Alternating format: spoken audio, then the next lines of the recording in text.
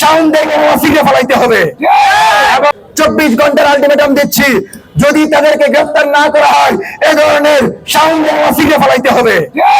এবং বলতে চাই, এদের পিছনে কোন এমন শক্তি জড়িত যারা দেশের বিরুদ্ধে, বর্তমান সরকারের বিরুদ্ধে, জুলাইয়ের বিরুদ্ধে সিরিয়ার মতন নগণ্য কথা বলতে পারে, অথচ সরকার তাদেরকে এখন পর্যন্ত গ্রেফতার করে নেওয়া অত্যন্ত লজ্জাজনক।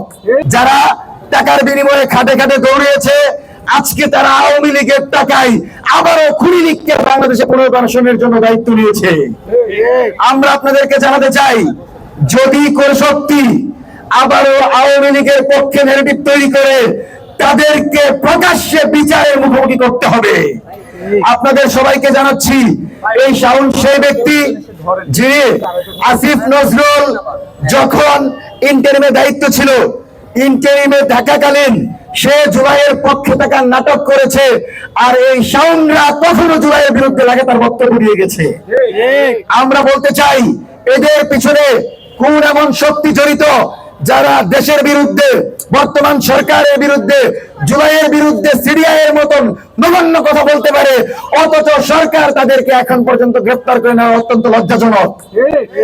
আমরা আমাদের জায়গা থেকে 24 ঘন্টার আলটিমেটাম দিচ্ছি, যদি তাদেরকে গ্রেফতার না করা হয় এ ধরনের শাওনদেরকে ওয়াসিকে ফলাইতে হবে। এবং কোনোভাবেই এই ধরনের শাওনরা যদি থাকে, এই সরকার ভারসাম্যপূর্ণ রাজনৈতিক পরিবেশ নিশ্চিত করতে পারবে না। সম্মানিত উপস্থিতি, আমরা এই শাওনের ব্যাপারে স্পষ্ট নির্দেশনা মঞ্চ 24 এবং জুলাইয়ের সকল শক্তিগুলো সিদ্ধান্ত নিয়েছে, যদি এই শাওনকে 24 ঘন্টার ভিতর তারেক রহমানের সরকার গ্রেফতার না করে তার বাসার সামনে গিয়ে বাসা থেকে নামিয়ে জুলাই বিরোধী এই সন্ত্রাসীকে বিচারের মুখোমুখি করবো ইনশাআল্লাহ।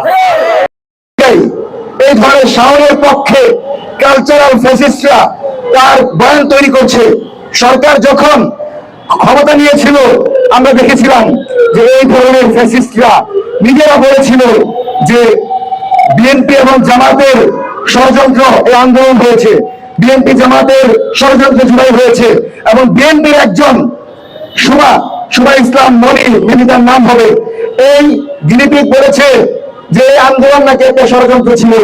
আবারও বলছি, তারেক রহমান আমাদের সাথে ভিডিও কলে জুলাই আন্দোলনের নেতৃত্ব দিয়েছে, পরিকল্পনা করেছে, জুলাই আন্দোলন সফল করার লক্ষ্যে কথা বলেছে। তার মানে যদি সিরিয়াই হয়, তাহলে এই শাওন সবার আগে তারেক রহমানকে সিরিয়াই করেছে।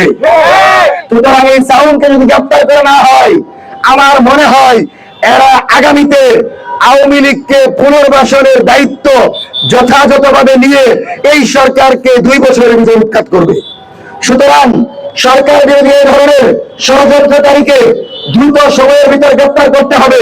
শুধু গ্রেফতার করলে হবে না, এদের সাথে কারা জড়িত, কারা এদেরকে ফান্ডিং করছে, কারা এদেরকে এ ধরনের বক্তব্যের উৎসাহ দিচ্ছে, এবং যে সকল মিডিয়া এই ধরনের বক্তব্য লাগাতার প্রচার করছে, সেই সকল মিডিয়াকে জবাব দিয়ে তারা আনতে হবে।